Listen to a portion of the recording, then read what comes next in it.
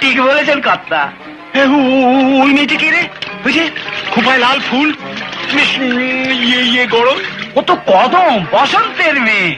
বসন্তের মেয়ে কদম? হ্যাঁ বেশ ঠাকুর ঠুকুরটি হয়ে উঠেছে। হ্যাঁ, এতদিন আমার নজরে পড়েনি কেন? ওর সঙ্গেই তো আজকাল মানে ঘনার বেশ একটা মাখো মাখো ব্যাপার মানে চলছে। তাই বুঝি? হ্যাঁ। সেটা তো জানতাম না। ও কদম, কি বলছো? শোন শোন শোন, এদিকে শোন।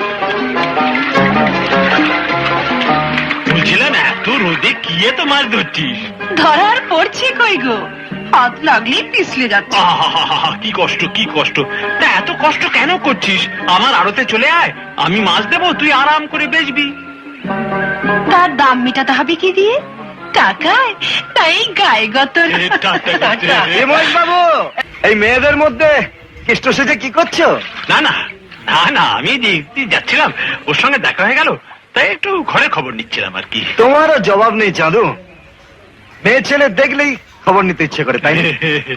যেদিন সবাই মিলে তোমার খবর নেবে, লাজে গোবরে হয়ে যাবে। ঠাট্টা করছে। তুই আজকাল ঠাট্টা করতে শুরু করেছিস ঘনশ্যাম। আচ্ছা আমি চলি। হ্যাঁ